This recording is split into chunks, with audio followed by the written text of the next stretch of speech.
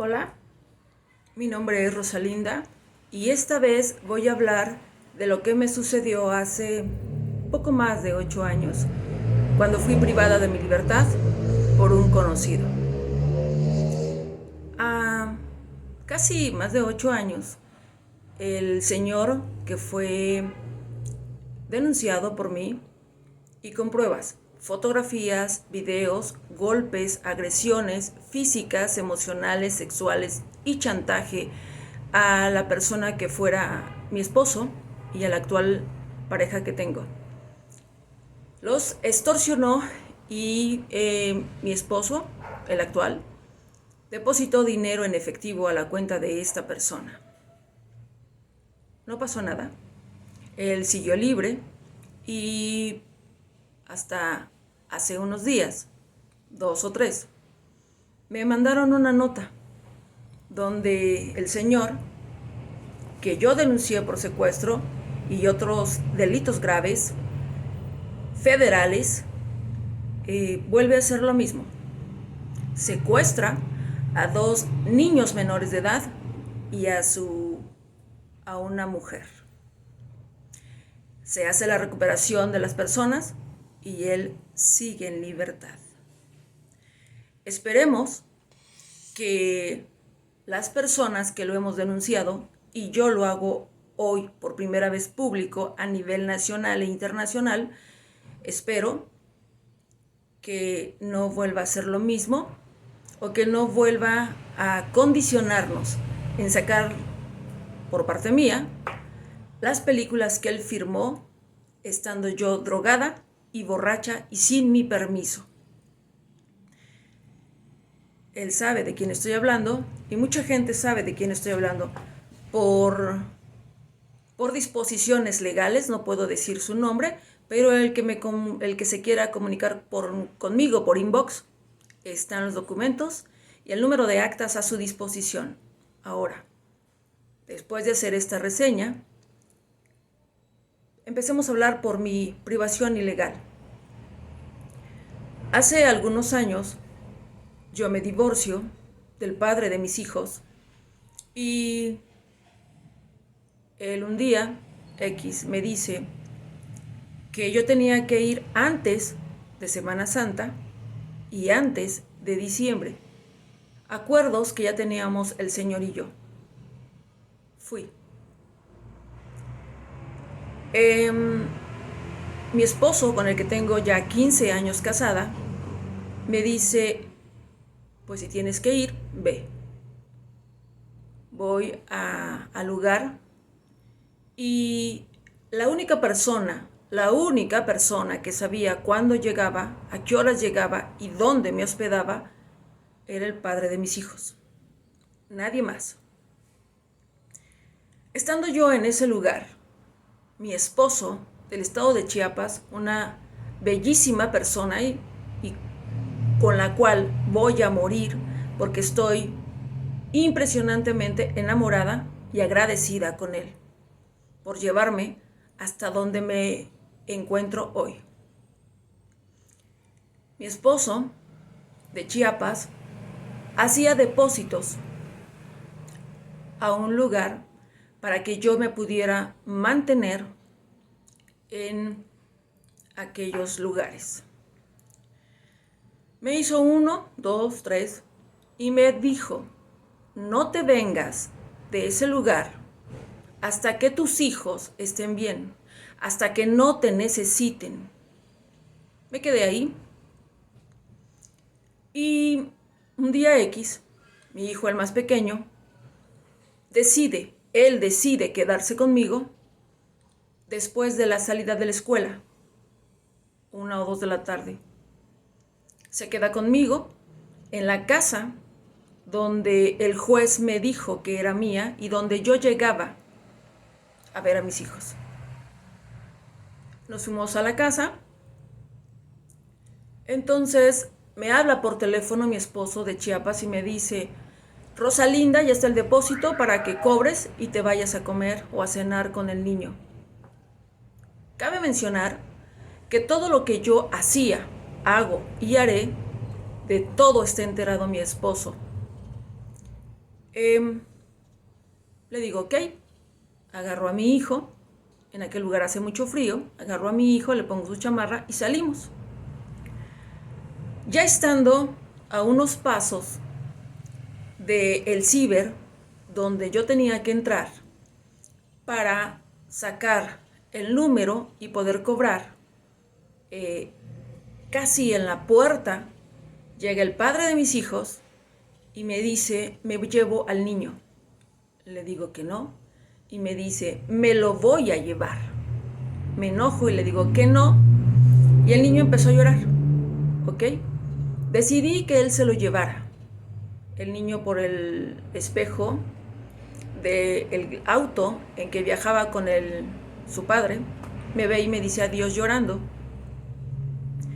Entro a este ciber que se encuentra en la segunda planta del lugar donde yo vivía. De una familia muy respetada. Entro a platicar con mi esposo en una cabina individual, pero al entrar veo que estaba el secuestrador y violador. Yo hacía más de 10 años que no lo veía. Lo veo porque es un vecino de aquel lugar. Sus características son de 1,50, ojos verdes y muy rico y protegido por los funcionarios de aquel lugar. Entró y él estaba con el encargado de las máquinas. Llegó al joven de las máquinas y le digo, me da una máquina. Me dice, ¿cuál? Individual, por favor. Me da una individual y el secuestrador me dice, hola, buenos días. Digo, buenas noches. Bien, buenas noches. Era una persona que me caía sumamente mal porque ya me había ocasionado más de un problema estando casada. Después lo diré. Le digo, buenas noches. Me dan mi máquina y entro al cubículo y me encierro. Mi esposo y yo nos amábamos, nos amamos y nos amaremos el resto de nuestras vidas por encima de cualquier persona, lugar o cosa. Entro y como cualquier pareja, mi esposo y yo empezamos a decir y a hacer cosas de matrimonio y que son muy privadas y que hasta la fecha hacemos. Salgo y le digo, era cafetería, y le digo al joven de ahí, encargado del cibercafé, ¿me podría vender un café? Y me dice, sí, ahorita se lo llevo. ¿Ok? Me vuelvo a meter a la cabina a hablar con mi esposo y ya me manda el número para poder cobrar e irme a cenar, porque en aquel lugar nadie, absolutamente nadie, me regalaba un vaso de agua. Sí me podía quedar en mi casa que me dio el juez y el entonces esposo me daba permiso, claro, obligándome a tener relaciones sexuales si quería yo estar con mis hijos o verlos. Acostumbrada a callar y nunca a denunciar, porque las denuncias eran muchísimas las que yo hacía, y en aquel lugar me comentaron, la señora está loca, porque ha hecho denuncias porque le quemaron su casa, denuncias porque su ex esposo no le da dinero, denuncias porque su esposo entra a su casa a violar, denuncias por golpear al entonces novio mío, denuncias, y no pasaba nada. ¿Ok? Cuando llega mi café a mi cubículo donde yo estaba platicando con mi esposo, me dice el secuestrador, aquí está su café. Se me hizo extraño que él me llevara un café, porque él no era empleado de ahí. Es una persona muy rica. Pero se me hizo que quizá lo hizo por amabilidad o porque no había quien llevar el café. Recibí el café y empecé a tomarlo. En aquel lugar, para mí es un sacrificio brutal estar, porque hace mucho frío y mis médicos me han dicho que el frío me hace muchísimo, muchísimo daño. Aún después de haber nacido ahí, crecido ahí, vivido ahí, no soporto el frío. Por eso es que tomé el café. Me tomé un sorbo, dos. Después empecé a ver todo borrado, no sabía qué me estaba pasando. Y le digo a mi esposo, me estoy sintiendo mareada, me estoy sintiendo mareada. Y él me dice, por la computadora, apaga la computadora y vete. Ya no oí más. Vi el piso, vi que alguien se movía, vi muchos movimientos, era de noche, no recuerdo más. El fulano, mi secuestrador, había echado droga en mi café. Sabía exactamente en qué momento iba yo a estar drogada. Él, con la ayuda de un amigo, me subió a su auto y me llevó a su finca. En esa finca fui violada, golpeada y filmada. Por si me quería yo ir, pues había algo con que detenerme. Al otro día salí de la finca y me fui a mi casa.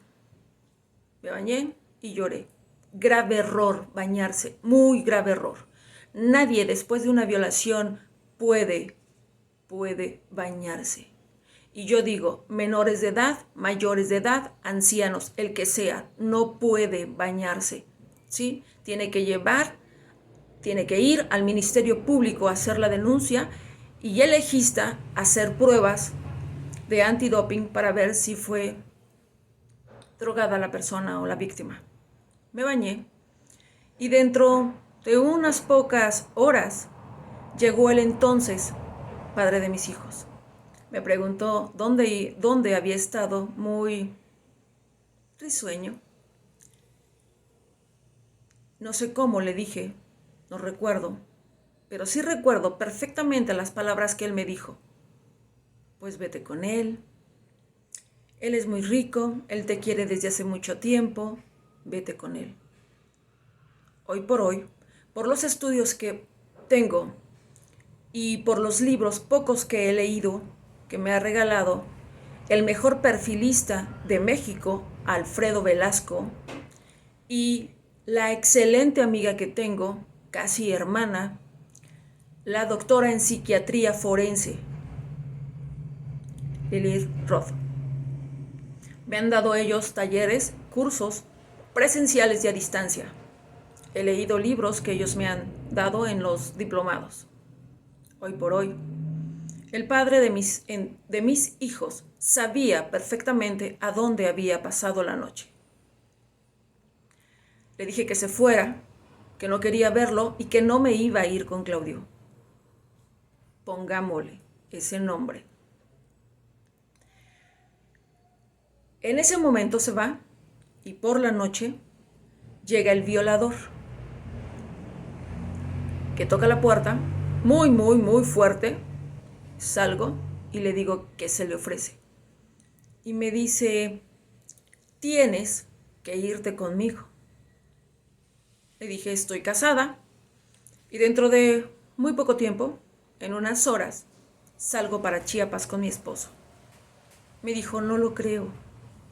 Sacó su celular y me enseñó la violación brutal que me había hecho.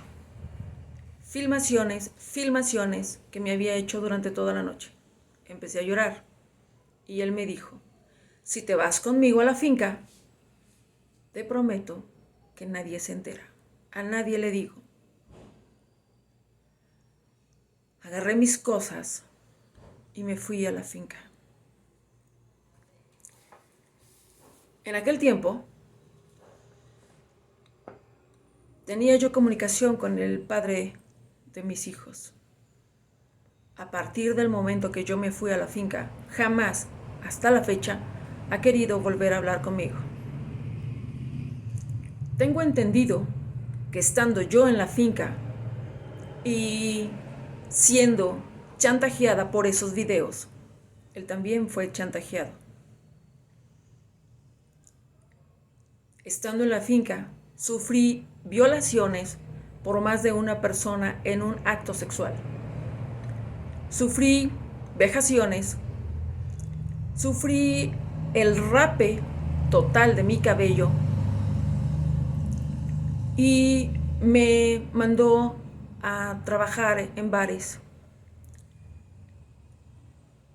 Fue brutal todo lo que pasé y hoy por hoy lo estoy diciendo porque el señor en el periódico donde hacen la declaración que secuestró a 2 menores de edad y a una mujer, en el periódico dicen que tiene problemas con sus facultades mentales.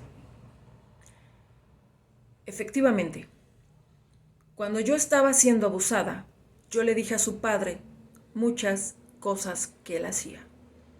Su padre y yo lo llevamos al hospital psiquiátrico más grande de México. Ahí lo atendieron y dijeron que tenía problemas psiquiátricos, que necesitaba terapia psiquiátrica, terapia con un psicólogo y con un psiquiatra, lo cual jamás fue atendido. Lo último que este fulano hizo, aparte de las violaciones aberrantes, él compraba películas caseras en un lugar donde ya le tenían sus películas de menores de edad, violadas por hombres de 30, 40 y niñas de 9, 10, 12, 13. Las películas estaban con trapos, como el que tengo aquí atrás, o mantas, y eran torturadas y violadas. La más espantosa que vi es una mujer que está abierta de pies y manos, colgada, con los senos amarrados hasta que se le pusieron negros, y el hombre la golpeaba y sangraban sus pezones. Él me la enseñó y me dijo: ya te rapé. La próxima vez te voy a cortar tus senos, porque tu cabello y tus senos son 2 de las cosas que llaman tu atención. Tenía mucho terror. La primera vez me escapé. La patrulla que me ayudó del municipio aquel me subió a la patrulla y me regresó a la finca diciéndole al susodicho: güero, que no se te vuelva a escapar. Volví a ser torturada y esta vez fui despojada de toda mi ropa y encerrada en las caballerizas que él tenía. Fui sacrificada. Después les diré cómo, por qué y por quién. Encerrada ya y rapada, sin ropa, me dejó varios días sin comer, sin agua. Uno de sus empleados me llevaba a escondidas tortillas duras y frijoles.